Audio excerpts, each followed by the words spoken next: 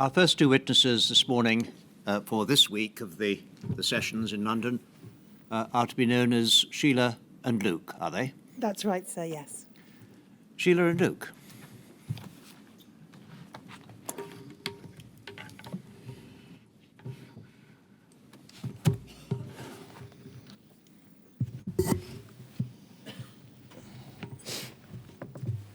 Please state your full name.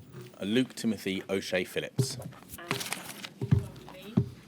I do solemnly, sincerely, I do solemnly, sincerely, and truly declare and affirm and truly declare and affirm that the evidence I shall give that the evidence I shall give shall be the truth, shall be the truth, the whole truth, the whole truth, and nothing but the truth. and nothing but the truth.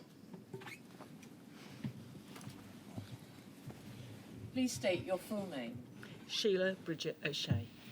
and repeat after me. I do solemnly, sincerely, I do solemnly, sincerely, and truly declare and affirm and truly declare and affirm that the evidence I shall give that the evidence I shall give shall be the truth, shall be the truth, the whole truth, the whole truth, and nothing but the truth. and nothing but the truth.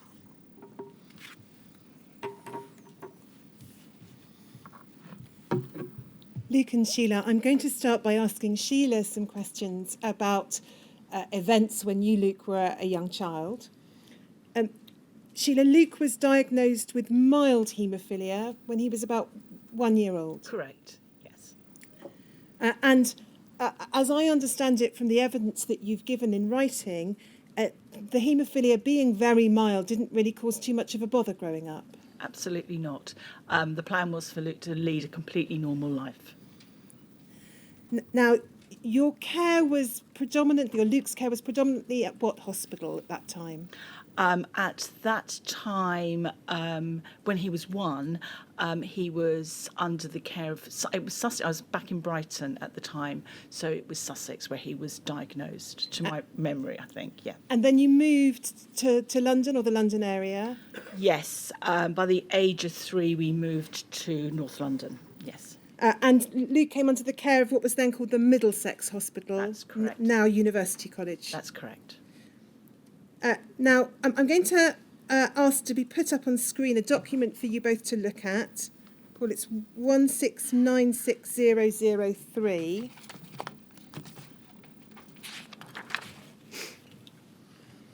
And we can see here the date at the top, 13th of November 1984. So how old would Luke have been then, Shelagh? He was born in 81, so he would have been just over 3. And then if we look at the text of the document, we can see clinical diagnosis and reason for request, and it's a request for a blood test, urgent, and then we see HTLV3, haemophilia, has received no blood products. And that was correct at that point in time. Luke had received no blood products up until that age. No, that's correct. And then we can see in the report reference to some test results, and it says other results to follow. Shelagh, do you recall being asked for your consent to any of these specific tests being undertaken? I was never asked for my consent. I had absolutely no idea that any tests were being undertaken, apart from the normal tests that haemophiliac would be expected to know about their levels, etc. Now, in May 1985, Luke had a relatively minor injury to his mouth. Correct. What happened? He fell and knocked the front of his mouth just above his front molars, and he developed a very, very, very small but rather irritating bleed. Yes. So he would just be bleeding. We could see the clot forming, and it would burst. And that went on for a while.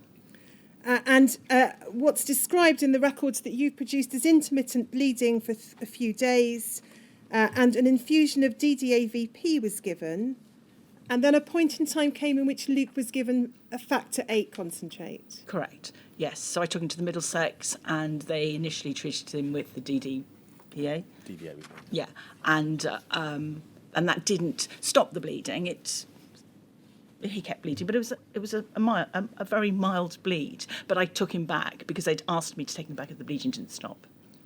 Again, I'm going to ask for a document to be put on screen. It's 00430003, please, Paul.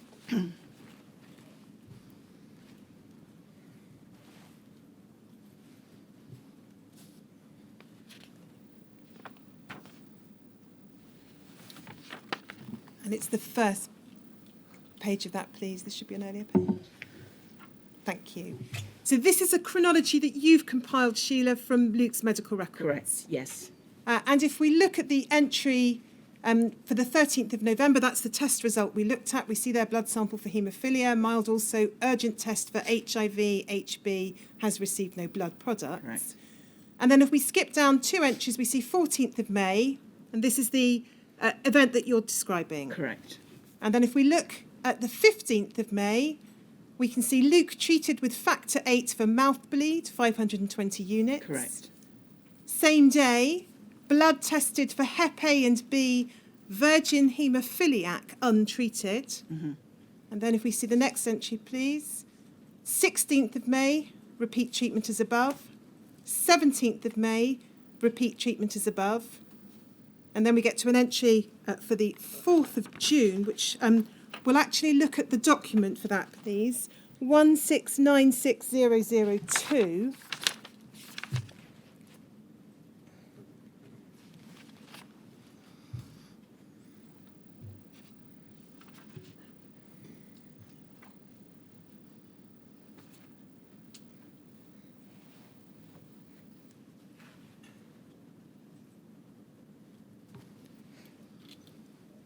And we can see here another blood test being requested, 4th of June 1985. And we can see again the reference there to HTLV3 handwritten at the top. And we see a stamp on that, danger of infection. Yes. And then if we look down at the test result, we see a negative result for HTLV3. And then the question being asked, what sort of 8 concentrate, please? Now, just one more document, and then I'm going to ask you some questions relating to these documents. 1696004. This is a letter that I know you're now familiar with, Shelagh, but did you ever see this at the time or anything that contained this kind of content? Absolutely not. And we can see it's a letter, 12th of June 1985. So in a few weeks after you've taken Luke to the hospital. It's from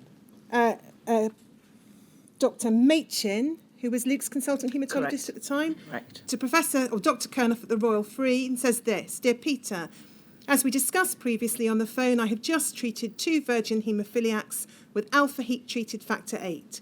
The details of the 2 patients are as follows, and the one's redacted out, not to you, Luke.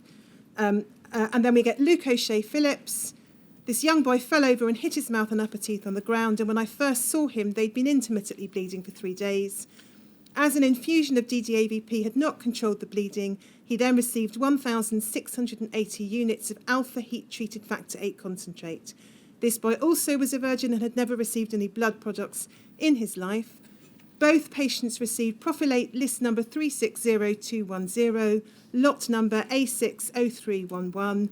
Both patients will attend for fortnightly follow-up blood samples for liver function tests, blood count and virology. I hope they will be suitable for the heat-treated trial.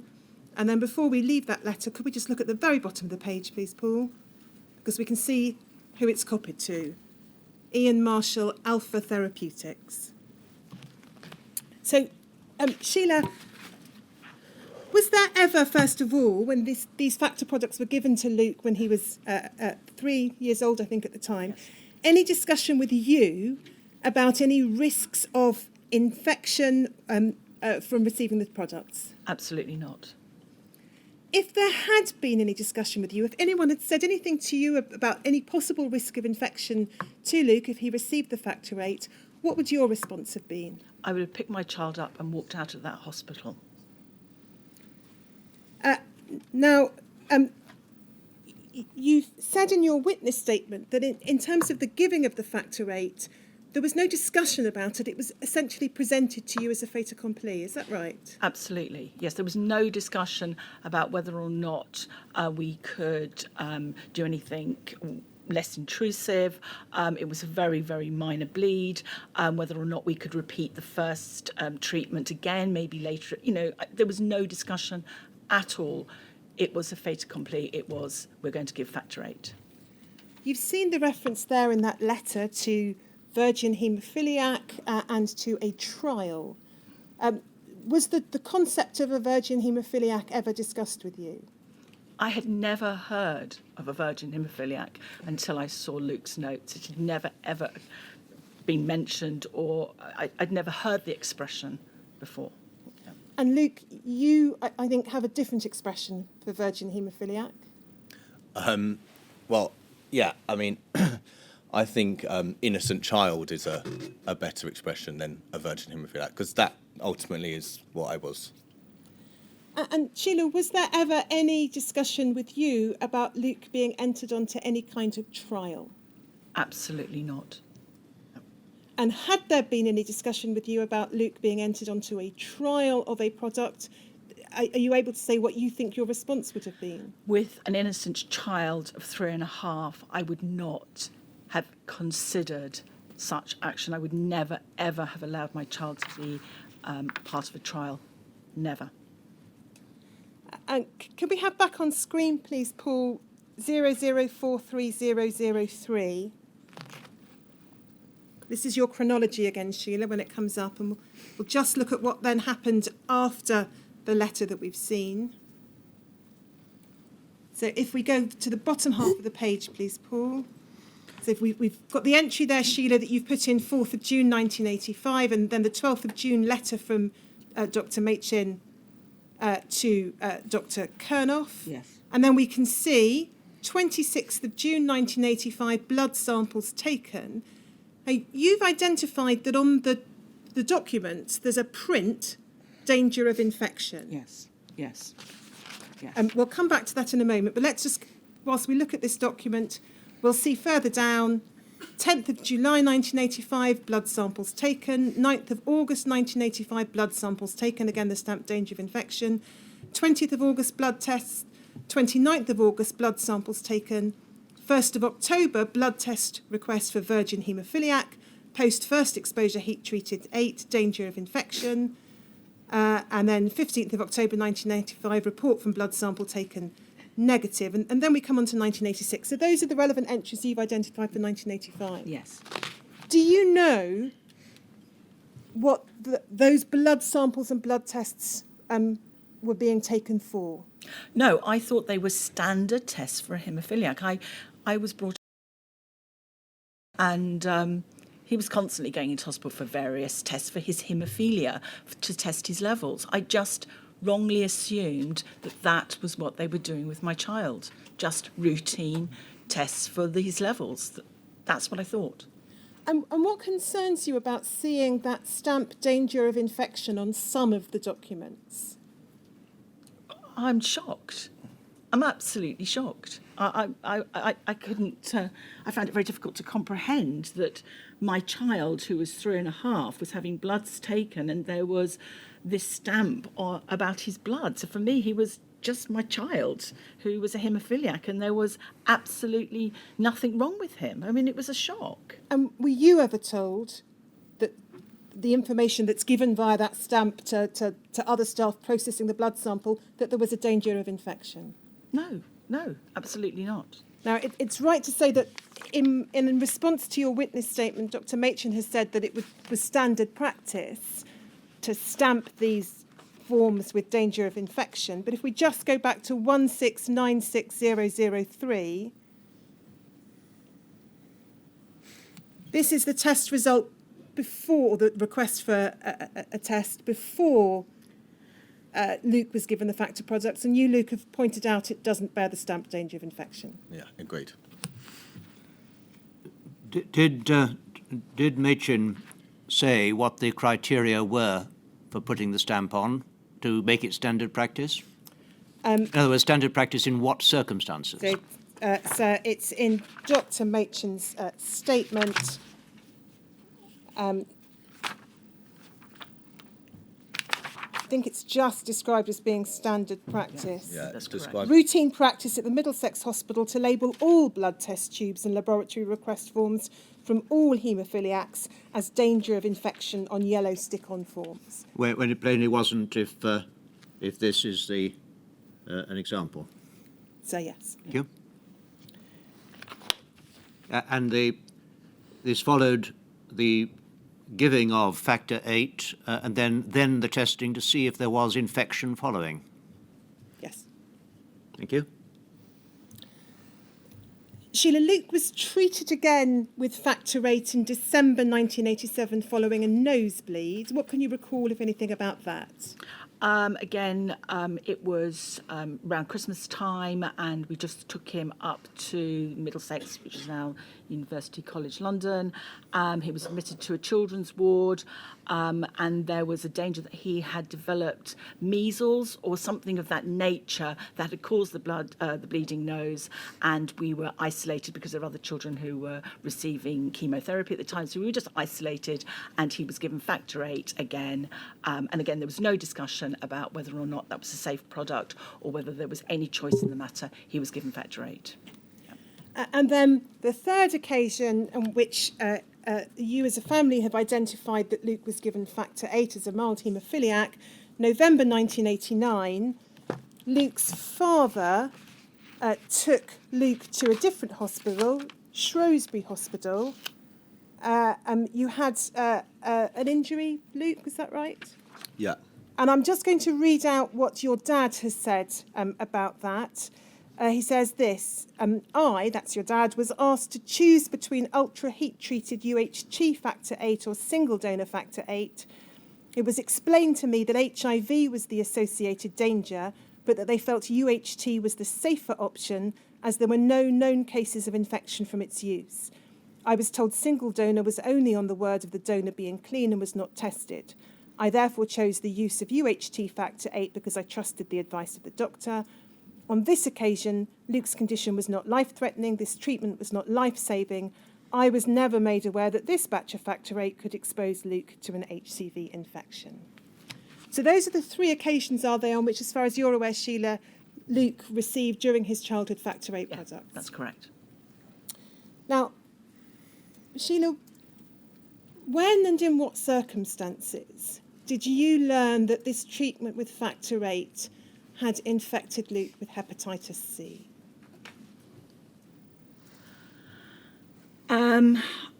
I came home from work on a Friday evening, and there was a letter from the hospital from Dr. Lefan, who was Luke's haematologist, and that letter casually informed me that I was aware that Luke had got hepatitis C virus, and therefore I needed to make sure that I attended appointments at the clinic. I'd missed an appointment, we were on holiday. And just a little reminder to me of his condition. So let's have a look at that letter, Sheila. It's 0043002.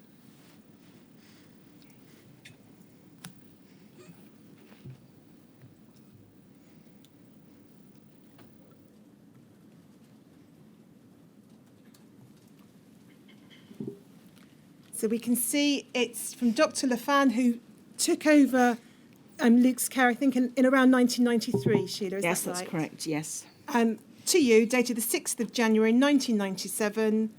I'm sorry you and Luke could not make your last appointment here. I hope you enjoyed your trip to Ireland. I hope that Luke continues to have relatively few problems from his haemophilia. I doubt there is much we need to do on that front. However, you will remember that Luke has acquired hepatitis C infection at some time in the past, and I think it is important that we keep this under review. There are some blood tests which we should monitor, and I would like to discuss the pros and cons of treatment with you again. As far as you're concerned, prior to the receipt of this letter, had there ever been any discussion with you, Sheila, about Luke being infected with hepatitis C? Absolutely not. It was the first I'd heard of it. I was shocked beyond belief. I didn't even know what hepatitis C was. I was shocked. I knew it was serious, but I had no idea. It was shocking. And you and Luke now know from the medical records that there's a test in his medical records dated 29th of April 1993, so almost 4 years previously. We'll just look at that. 1696007, please, Paul. So we can see the date received 29th of April 93, HCV antibody detected. Were you told, first of all, Shelagh, at that time, Luke was still a child, were you told that he was being tested for HCV? No. And almost certainly follows from your answer, but for the sake of clarity, were you told of this test result? Absolutely not. And then if we have one further document on screen, please, it's 1696005.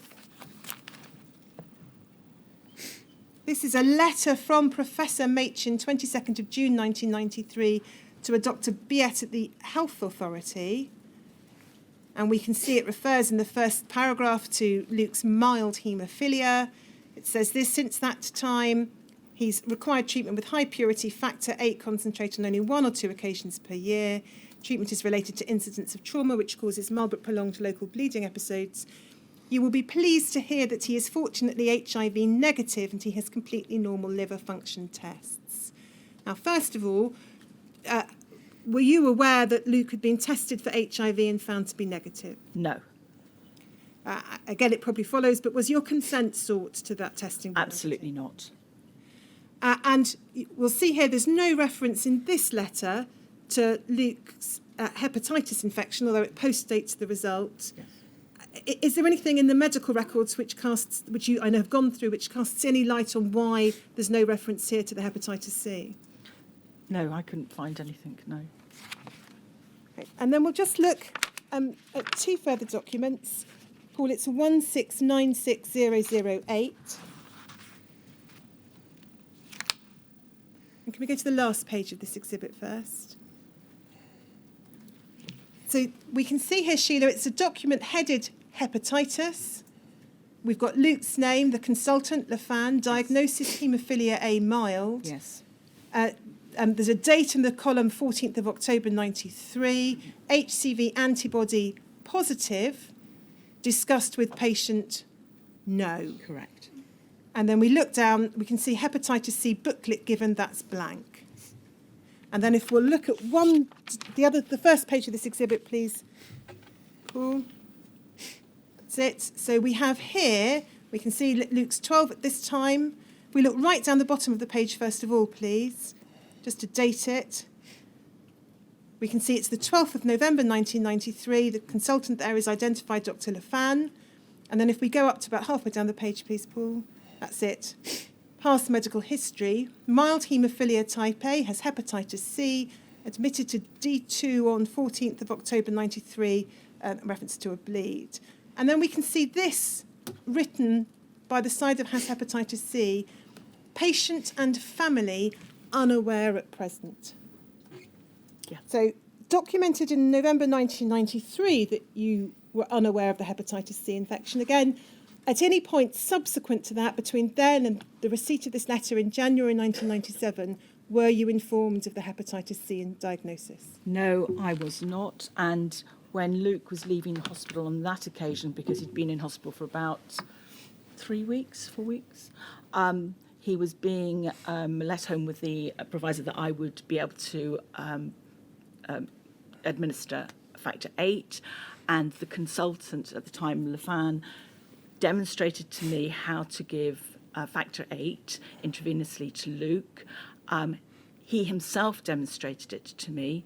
He did not tell me that my son was infected with hepatitis C. He did not talk to me about any barrier nursing. He just allowed me to administer that without the knowledge that my son was infected. Now, but moving then forward again to January 1997 on receipt of this letter, Shelagh, you Yes. described your reaction. What did you do on receipt of the letter? Panicked. It was Friday evening. There was no contacting the hospital at that stage. The haematology department had closed. So I waited until Monday morning, And I phoned up the haematology unit at Hammersmith Hospital and insisted that I saw Lafan the next day, or that day. In fact, it turned out to be the next day, so that I could discuss the letter with him. So I went along on the Tuesday with my brother to meet with Lafan and to find out what this condition was that my son now had, and to tell him that he had a responsibility to let my son know that he had this condition, and that I would be bringing him into the hospital the next day for him to be able to inform him with me present of this condition and what it meant for Luke. So yeah, that's the action I took. Yeah. And what, if anything, can you recall of Dr. Lafan's reaction? I would describe it as gaslighting. It's difficult to explain. I have always held the medical profession in very high esteem. They are people who hold a lot of authority. And even though I'm a professional woman myself, dealing with consultants often made you feel that small. And I was raging, I was traumatised, I was speechless, and I allowed Lafan to hold me at a distance and pat me on the head and deal with me in that way. I was not taken seriously. I became very pragmatic because I didn't want to get angry, because I knew that wasn't going to make any difference to the situation we now found ourselves in, and I needed to look after Luke. So I had to really, I wanted to be really angry with him, with Lafan, but I just felt I couldn't be, and it clearly wasn't on his agenda for us to have that kind of discussion. And you've recorded in your summary from the medical records in January 1997, Dr. Lafan notes an entry stating that mother did not recall being informed. How patronising is that? Do you think, as Luke's mother, you would have recalled being informed that your son had been infected with hepatitis C? Absolutely. How could you not? He was my only child. He was my only child. I brought him up on my own. That I would have forgotten. And yet the medical profession wanted me to believe that I had. They wanted me to believe that. And I started to believe that. I doubted myself. I doubted myself until I saw Luke's record. I really did. They gaslighted so well that I doubted myself until I saw those records that clearly stated that I did not know. That's how powerful they were. And it's just right, I should point out that Dr. Lafan in his response said he wouldn't have written a letter in the terms of the 6th of January if he hadn't at least believed that he had informed you. Then he should have looked at the records to see that he had. Can I just ask, if we go back to the letter of 1997, please? So would you like it on screen? Please. Paul, it's 00430002, please.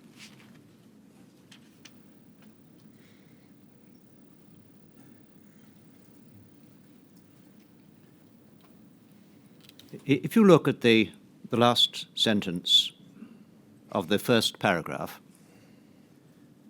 the doctor is saying not only did he tell you that Luke had hepatitis C, but he had discussed the pros and cons of treatment with you.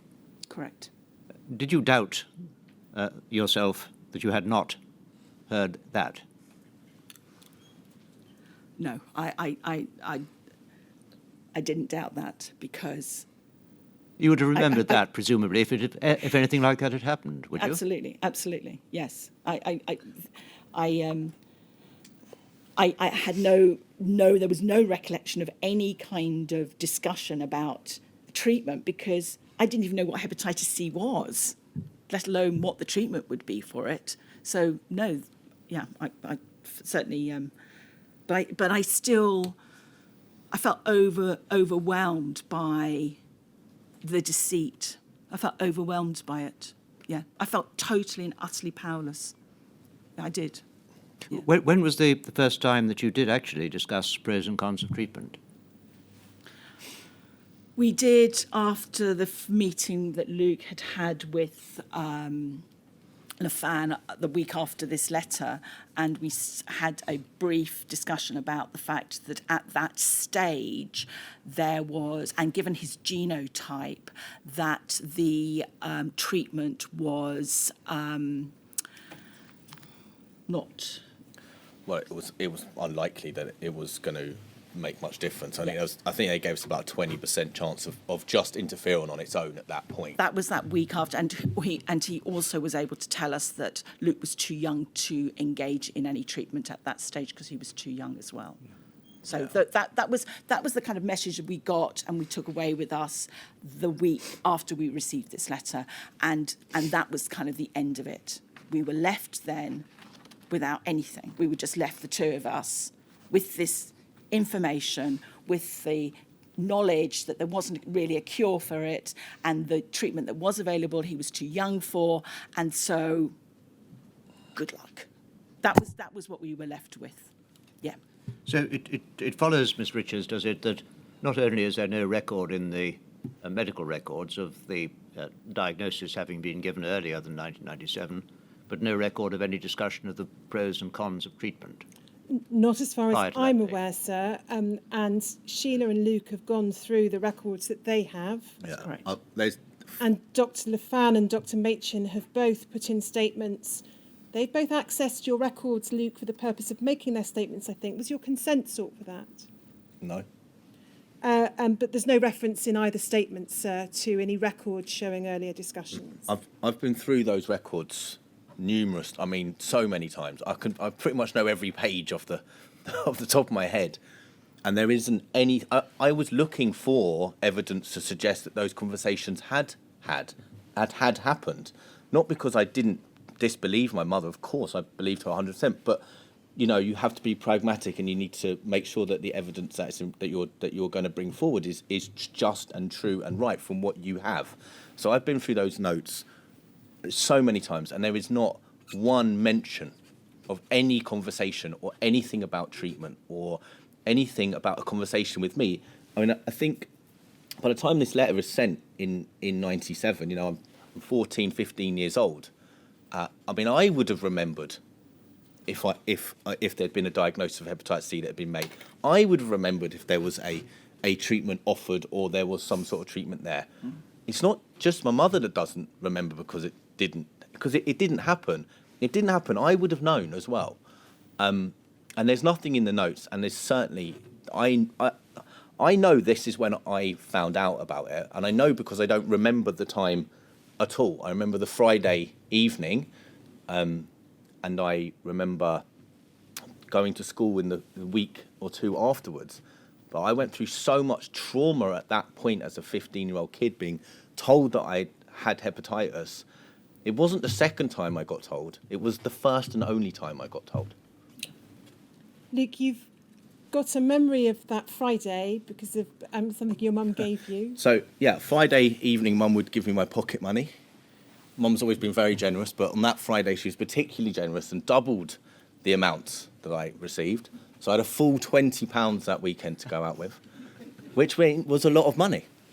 My mum did that because she knew it was my last weekend of freedom. She did that because she didn't want to spoil me. It's £20. But she knew that was the weekend that I was going to be able to spend with my friends, that I wasn't going to have to worry about this. That was my last weekend. That weekend in 1997, that was the last weekend I've ever spent not carrying this around with me. And you went with your mum then to see Dr. Lafan, but you've got, I think, some recollection of going in the car with your mum, but no real recollection of the conversation itself. I rack my brains trying to remember that weekend. I really don't remember any of it. I know that we went to a cafe in Acton afterwards. I feel I have some memory of that, but from the Friday, I really don't remember it at all. And I think that's self-preservation on my behalf, because the trauma I must have experienced, I wouldn't want anyone to have felt that trauma, and I have no recollection of it. My next memory of it is probably the week afterwards was having breakfast with my very best friend and his family, and I would do that quite often before school. And I'd go to their house. We'd sit at the table and I told them. I told that family that morning. I sat at that table and I said to them, I've been diagnosed with hepatitis C, and they asked me what did it mean, and I didn't know. I didn't know what it meant, but that was the first time I'd verbalised it. It was the first time I'd really spoken about it. Honestly, I don't have any memory between those periods. Luke, having found out in that way at that time of your life, mid-teens, what was the impact on you over the following few years of that knowledge? Because I was so young, as I say, I was mid-teens. It impacted every decision I made, every single decision I made from then onwards, and still does to a degree today, absolutely. I in many ways, I started to check out of the things that I had been doing.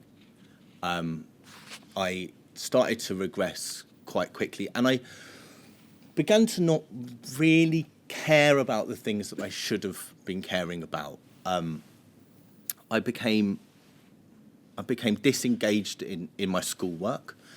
It became harder, much harder for me to make new friends and build new relationships with people. And then as you move on to being 16, 17, 18,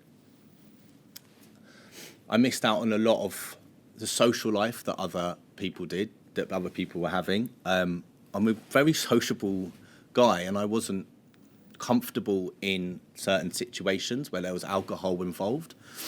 I probably relied far too much on that time.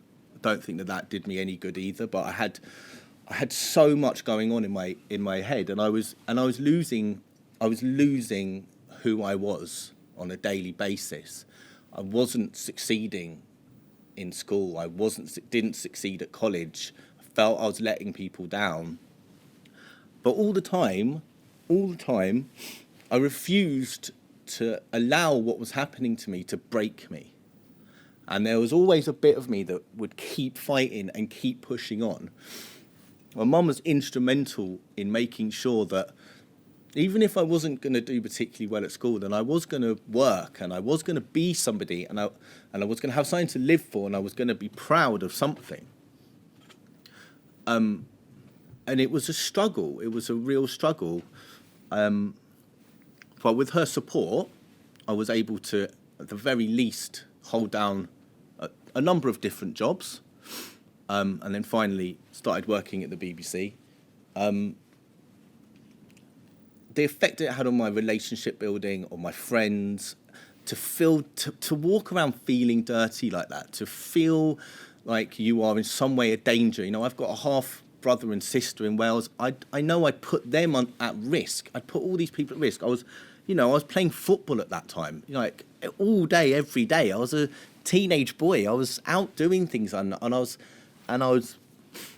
a bit of a lad, and that got taken away from me. I was incredibly confident. I was then very good at showing that I was being confident, but actually the confidence was stripped away from me beneath. I knew how to play the game, I used to play the card, but I never felt it ever again. I went through so much trauma at that time, so much trauma. I struggle to talk about it and think about it. I lost most of myself at that period, and have been working to build that back ever since. You said in your statement that you felt a sense of hopelessness because there was no treatment or cure that was being held out for you at that stage. Yeah, absolutely. So going to the hepatitis, we used to go to like a clinic, a Hep C clinic. We went a few times, and they made it quite clear, this was after I was 18, so when I could have interferon, they made it quite clear that really the interferon on its own, although there would be a chance that I would recover from it with the genotype I had, it was not, it wasn't a high chance. And when you're 18 and you're trying to live some sort of life, or 19, the thought of pouring interferon into your blood, into your body, with a very small chance of getting better, against the fact that actually I wasn't showing a lot of symptoms from hepatitis C at that point. You had some tiredness. I had some tiredness. I had slightly raised liver enzyme tests, but on the whole, I was doing my best to look after myself. So, Mum was like a big advocate of me, like drinking cranberry juice, doing Chinese medicine, acupuncture, those kind of things, and I did lots and lots and lots of that. I tried as hard as I could to stay away from alcohol as much as possible. Of course, there were times when I indulged and maybe went too far. But on the whole, I really made a massive effort to look after myself, because the alternative to that was to start taking interferon, and it was something that I didn't feel was right for me at the age of 18, 19, 20, around that age. And I think I actively just totally stepped back and made a decision that I'm not going to do that. In fact, I think I used to say to my friend Peter that I think I'd actually rather get sick from my Hep C in a number of years' time than put myself through what interferon was doing to people. And that was about me even understanding potentially what interferon has done to people over since they'd had it as well. It just never felt right for me at all, and I fought against it. And you also said in your statement that this sense of hopelessness, the trauma of receiving this diagnosis, led you to give up working hard at school. You gave up your ambition to go to university. I gave up. From the day that I found out I had Hep C, absolutely everything changed. I mean, I was never the most incredibly bright student, and I'm not pretending that I would have got a place in Oxford. But what I do know is that my choices completely felt like they went away. So I had dreams of being somebody and something. I had like loads of energy, and I was a really capable teenager. And I was just getting to that age where you start to go, right, okay, it's time to maybe just take this thing a little bit more seriously here. And I had all that taken away. So I had dreams of doing all sorts of things, and going to university was part of a bigger picture. It was something that, even at that age, at 16, 17, people talking about what college they're going to go to and where they're going to go from there. And it was part of my choices that I had ahead of me, that I could have made. I would really love to have gone and studied. But when you are faced with something as catastrophic as that Hep C diagnosis at that age, you go into much more self-preservation, and everything becomes smaller in your world, and your confidence is completely drained away from you. The thought of Freshers' Week when you have hepatitis C is unbearable. Who's the kid that goes? In retrospect now, I can imagine, it'd be okay in them. I'm sure that there's ways I could have managed it. But as a 17-year-old, you don't see how you can deal with it. You don't see how you can manage it. What you do is you get as far away from it as you possibly can. And that's what I did. I got as far away from it as I could. And you've said also in your statement, and this is your phrase, you felt like a walking infection machine. You were terrified of infecting others. Yeah, terrified of it. That affected your relationships with others, including your family. You said you were horrible to your family. Oh, I was. And you hated your life and everyone in it. Yeah, I was an absolute monster. I was a monster. I was horrible. I was horrendous to my mother.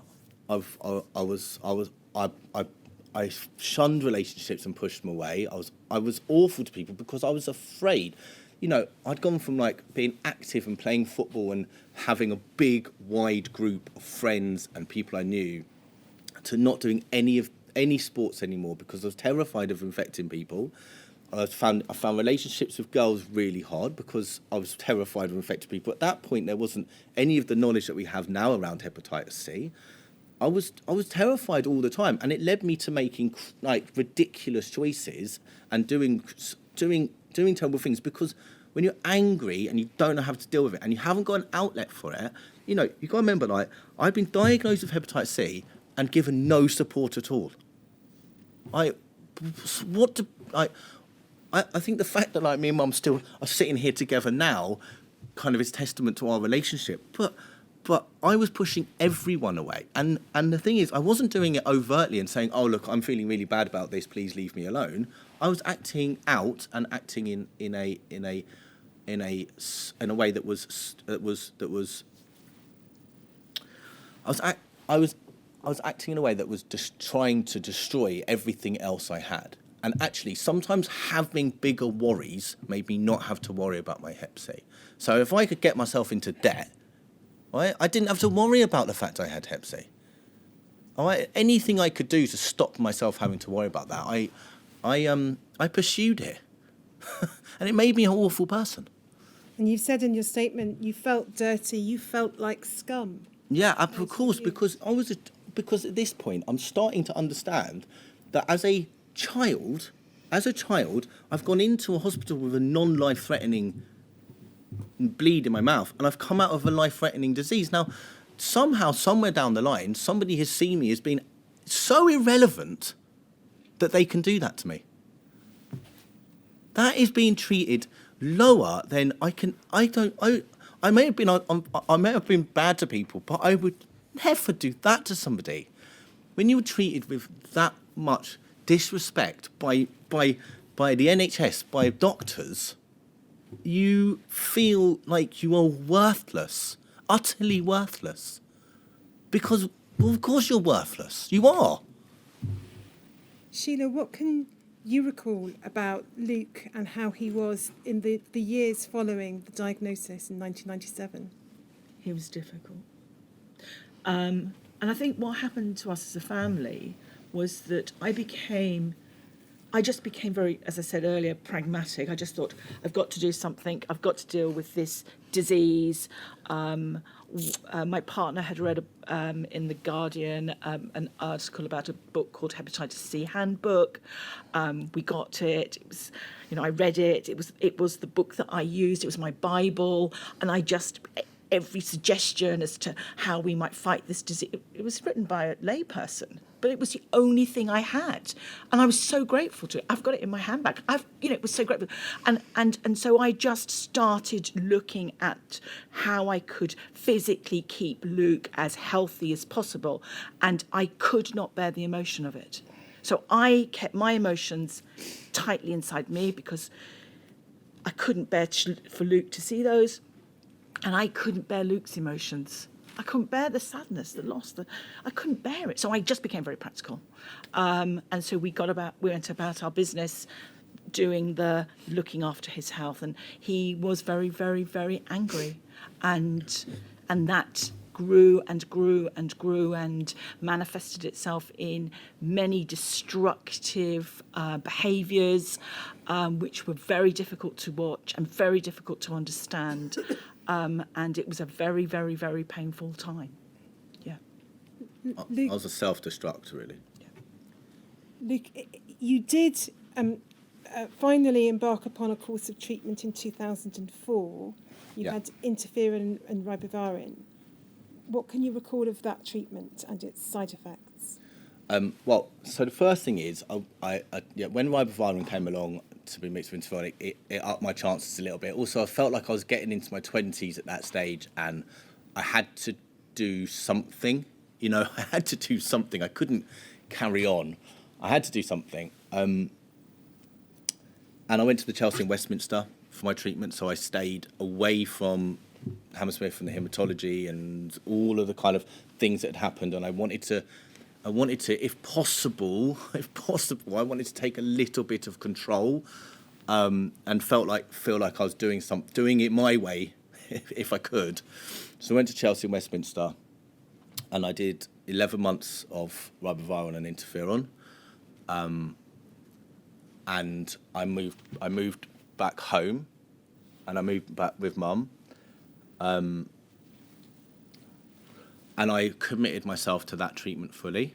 I continued with acupuncture and Chinese medicine throughout as well. Mum cooked me every single meal I ate for a year, breakfast, everything. Mum would drive me to work in the morning. She was determined for me to continue working, which was the best thing for me. And my work were very kind and gave me light duties to be able to do in quite short days. So I had something again to cling on to. The treatment is vile. It was a shock, actually, how bad it was and how much it affected me. It was definitely the hardest months of my life.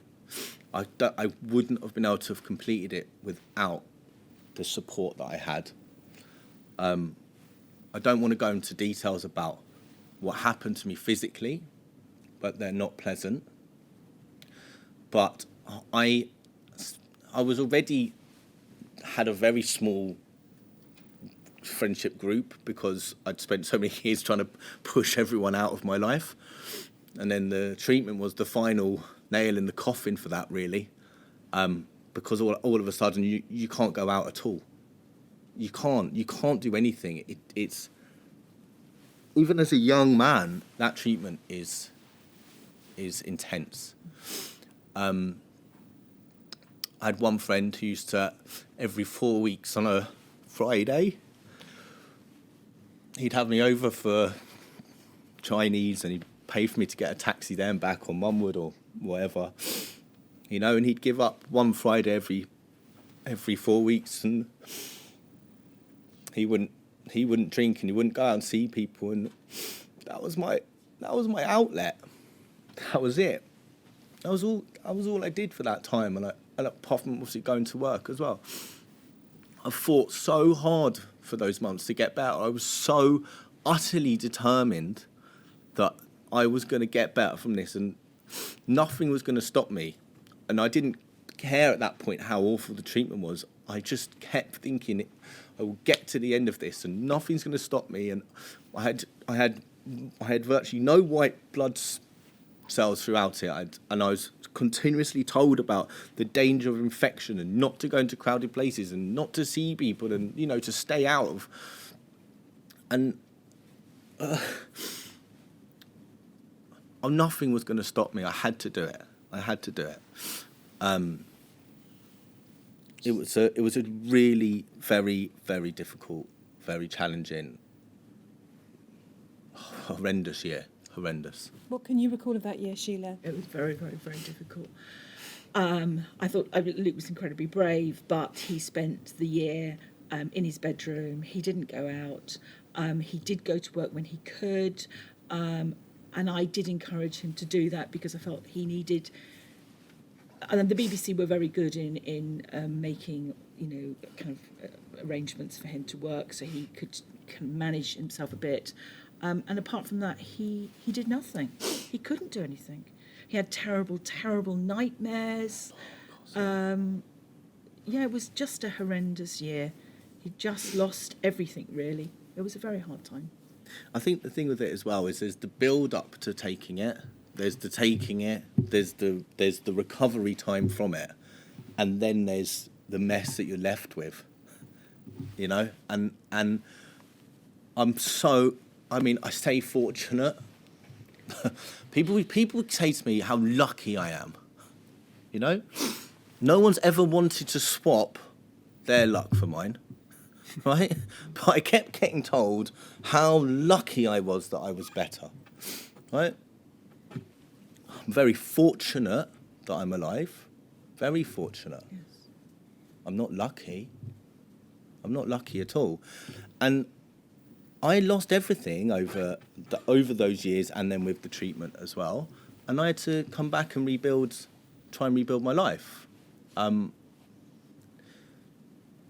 only saving grace is that I managed to clear that vile virus from my system. Because if I hadn't cleared it, I would have nothing at all. At least I had something to start building on again. And in that way, I got back what I put in. After you completed the treatment, you had, I think, a test a year later Yeah. to check that the results, as it were, had been maintained. Yeah. Have you had any further follow-up at all in relation to your liver and physical health? No. I had the treatment at Chelsea and Westminster. Then I think I went back for a blood test after. I think you do a blood test after 6 months, and then a blood test after a year. It's after a year that they say that you're cured, if that's the right term to use. I had that blood test after a year. I remember because the letter came to the flat I was living at the time. Mum had kindly made sure I'd moved out by that point. I think she was sick of cooking me dinner. And it sat on the mantelpiece for a week or so before I opened it. And that's it. That was my last piece of contact from Chelsea and Westminster, from anywhere around hepatitis. I don't really know how the treatment even really works, whether it just suppresses the virus or, I was never really given that much information. I certainly didn't have anything afterwards or any support afterwards. And you've said in your statement, Luke, that although the virus cleared, you have been left ever since, both with anger and with the fear that it's still there or will return. The fear of it coming back is something I think probably only people who are in a similar situation can understand. I'd lie in bed in the night, awake, thinking my liver is liver's jumping out of my body. Like, why is it hurting so much? It wasn't. It's in your head. The fear of that hepatitis C coming back, it haunts me now. But for the years after my treatment, it haunted me. I was terrified of it, and with no support and with the fact that people's lives, rightly so, move on very quickly from your illness, if you will. And of course, you don't want to be talking to friends about it all the time, and you need to be getting on with your life. I had, you become very alone and very fearful of what potentially could happen. And I still am to this day. Of course I am. You've put it in your statement this way, Luke. You've said, even now, I feel I don't have 60% of myself. Yeah, absolutely. What do you mean by that? So the energy it takes for me to drag the anchor around, that is what's led to me sitting here today, to always be fighting to be all right. So I work so hard to be okay on a daily basis. I work so hard that I don't let my wife and my kid down, all right? Because, they're the two most important people to me now. They're my responsibility. I have to spend 60% of myself is spent fighting, not getting depressed, not being angry, not being frustrated, not being frightened. And then the rest of my life fits into that 40% that's left over. I have to give so much to keeping myself mentally well. And I'll be honest, I don't know how long I can do that for. I've been doing that for basically what feels like my entire life. I don't know how much longer I can do that for. But that is what I have to do. And so there's a massive part of me that I don't know, that I've never been able to explore, that's never been able to be anything, because it's been just holding it together. And the anger that I still feel, and the frustration I still feel, and the depression that is constantly just on my shoulder, I battle it every day to make sure that it doesn't ever disrupt what I have built in my life. Because how dare it? How dare it? I've been through enough already, and I've worked so hard to be where I am today, and I will not let this thing do any more damage to me, ever. I will not let it happen. And if it means that 60% of me's got to work really hard to stop it every day, then that bit of me works really hard every day. And that's it. You've finally had a modest amount of counselling support. How did that come about? So when my wife was pregnant with my now daughter, I have to say, as all new parents, I was struggling with the responsibility of it, and we all freak out when we're having our first children. I assume everyone does. I hope so. But the hepatitis and what had happened to me and how I'd been feeling about things really started to gather momentum, and I needed some help. I really needed some help because I needed and I wanted to be the best father I possibly could for my baby. So I seeked out through Lafan. After going to meet with him, he gave me a website at Lewisham Council where you can self-diagnose for like if you're feeling that you've got like mental health issues. So I self-diagnosed with them, and I got some counselling, and I started that counselling when my daughter was about 3 weeks old, and I committed myself to that counselling fully. It was incredible for me, that counselling. It was so important. I worked so hard. One of the things my counsellor did was gave me lots of tools that I could use around PTSD and how to deal with it. And I think like not to being able to remember what happened to me, and what happened on those days from that Friday onwards, I think I did suffer a bit in that, and she's really helped me to be able to kind of make sure I'm in the room and know that things are real. Her counselling's really helped, and without that, I think she gave me that little extra boost that I needed to be able to get on with being a dad, and to remember what's happened, but know that someone else needs me now. Someone else needs me. They need all of me. How many weeks counselling were you offered, Luke? I was offered 6 weeks counselling, which I snapped the arm off, but the counsellor, I mean, I love her. She was an amazing woman. She was like, you've put so much into this, and she felt that we were making such good progress that she actually saw me another 2 times. She added on another 2 weeks for me, so it took me to 8 weeks. And since that letter came in 1996, and I'm 37 now, those are the 8 counselling sessions I've had in all those years. And those 8 weeks saved me. I wish I'd had much more support in the past. I don't know how different things would have been with some actual proper support. But when you're young, you're foolish as well. Do you think that 8 weeks was enough, or do you think you would like to have more? I would really like to have more counselling and more support. I'd like my wife to be able to have some of that as well, because this is something that we both live with. Unfortunately, my daughter's not well today, so she's had to stay at home with her. I think as a family we'll need some support as we get older as well, because my daughter's going to see this. She's going to see this right now, and she's going to see how upset her dad is, and she'll need some help with that too. This goes on for generations. This is not just over. And just on the point of my daughter, she's nearly 16 months. She's nearly halfway to the age I was when Mum took me to hospital. And Mum took me to hospital, and there was, I had a non-life-threatening condition, and I came out of hospital 4 hours later with a life-threatening condition. And I can't ever let that happen to my daughter. I think there's a collective responsibility that we've got to have in this country, where we don't let this happen to our children, where we have to be able to be in a place where it isn't something that happens to them. And I can't imagine what my mum went through. I can't imagine. And then now me, and then now my daughter, and I can't allow these things to happen again. That's the most important thing here for me.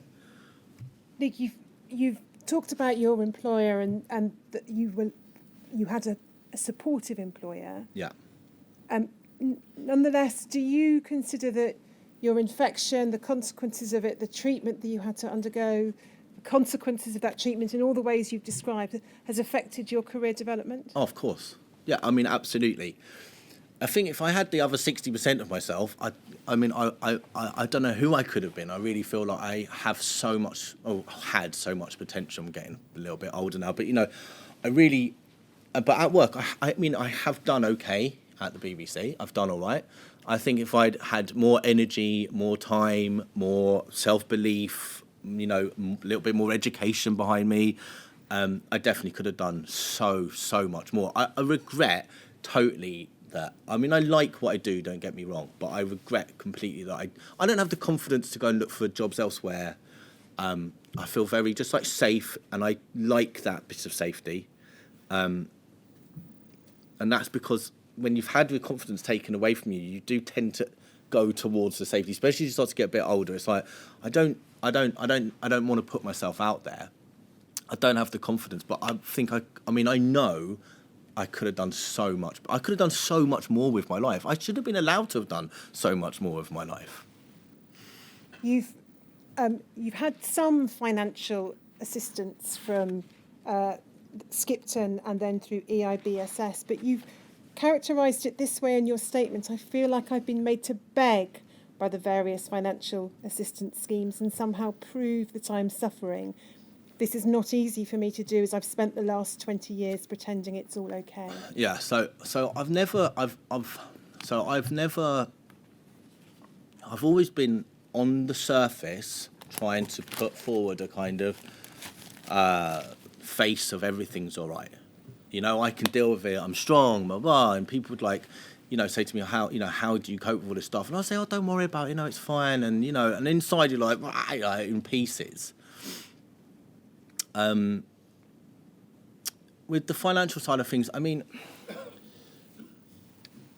I had to go and see Shelagh 3 times to talk about the SCM payment. The first time he dismissed it as there not being a problem. The second time he had gone and talked to some other colleagues and felt that there was a need for it. I don't like the financial side of it too much, because I think that it starts to take away from what the true story is and what the true cost of it is. And I don't mean cost in a monetary sense, I mean in an emotional way. I'm terrified that at some point it's going to catch up with me, all of it, and that I'm not going to be able to function in the way I do right now, and that I am going to get depressed, or I am going to struggle with work, or something will happen. And I certainly don't want to be in a position then when I'm having to really beg because I know things have got too much. At the moment, I'm coping, but I can't say I will forever. And feeling like there isn't actually support there that certainly wouldn't be able to look after my family is a real burden for me, because they're what's most important. So I have I have to go to work and have to live my life. But yeah, it was difficult to get financial support. Of course it was. Of course it was. It's difficult. And the thing is, as I say, I don't go around telling everyone how bad I am the whole time. I refuse to live my life that way. That's for me and my wife and my mum and my family to know, no one else. Shelagh, what do you think the impact has been on you and your life of everything you've related and everything that Luke's described?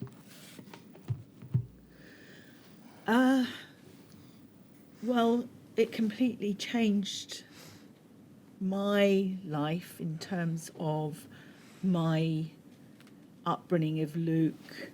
From the time that I found out that he had hepatitis C, our relationship drastically changed. As I said, I became very dogmatic about his health, and our relationship kind of split, and he had to deal with his emotions and I had to deal with mine, and we were very separate, really. I think we coexisted in a very functional way, and our relationship really suffered, really suffered.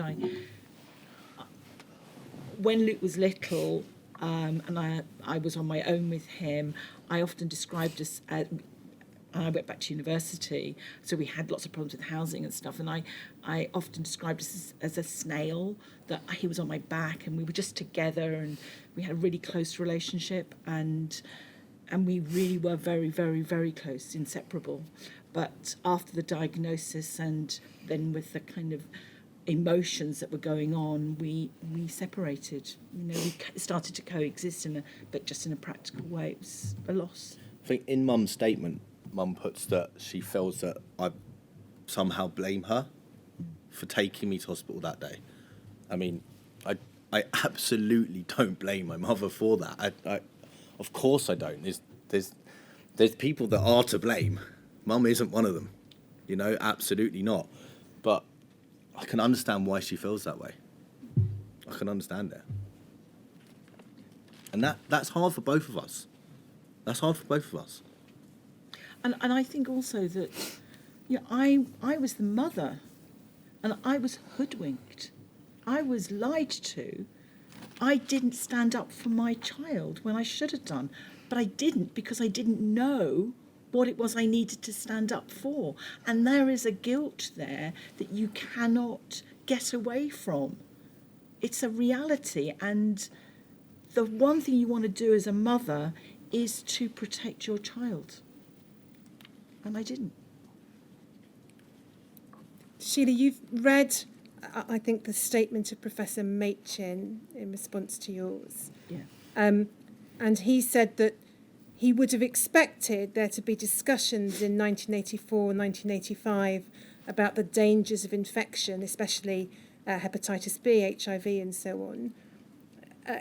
In response to that, were there any such discussions with you in 1984, 1985? I never had any discussions with Machin at that time or any time thereafter about any kind of infection that Luke would potentially be subjected to. None at all. None at all. And then in relation to the question of testing and consent, he says this: in relation to consent, all Luke's blood tests from 1984 onwards would have been obtained with parental approval, but then says this: I recognise that the standard level of consent process in the 1980s may not have involved specifically discussing the precise laboratory tests to be conducted on the blood sample obtained. Absolutely. So, of course, I consented to blood being taken because I felt there was routine about his haemophilia. I gave absolutely no consent or had no understanding that his blood was being used for any other purpose other than testing his levels. None at all. And then Professor Machin also says, and this is with reference to the letter he wrote to Dr. Kernoff and the reference to a trial, he says there was a study being organised by Dr. Kernoff at the Royal Free to assess the incidence of acute post-infusion non-A, non-B hepatitis and other viral transmissions in a commercial factor 8 concentrate from Alpha Therapeutic UK Limited, that being the name of the company CC'd into the letter, as you'll recall. It was to this study Luke was recruited. This would have been discussed with his mother, although I acknowledge that standards of consent in the 1980s was quite different to what it is now. The nature of the study and the reasons for wishing to use the concentrate would have been explained to his parents and consent to follow up obtained. And he provides a bit more detail about the study. Do you have any response to that? Yeah. I would never have allowed my child, to be part of a trial. It was never discussed with me. If it had been, I would have been very categorically clear he was not going to be part of a trial. No way. Luke, Sheila, those are the questions I have. Is there anything further that either of you would like to add? No, I think I'm happy with that. Are you okay? Yeah, I'm happy, yeah. Yeah. Just want to say thank you to everyone for the support that you've had. I really appreciate it. Yes. And thank you to Brian. I'm just going to ask Mr. Snowden, who, as you know, Luke represents you, if there's anything further. Okay.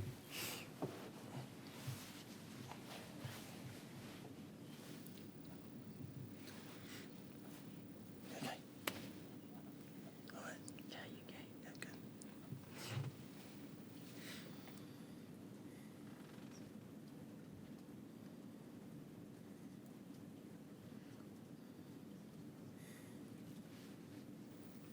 Just two points. So again, arising out of this issue about the study and Dr. Kernoff, and really, this, given Luke's young age at the time, Sheila, these are Yes. for you. Yes.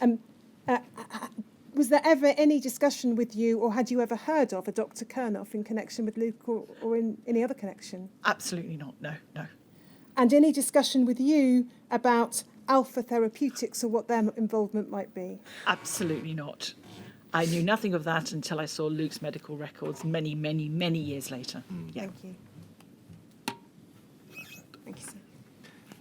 Well, I have no questions of my own, but it does remain for me to thank you very much for what is valuable evidence. Thank you very much, both of you. Thank you. Thanks.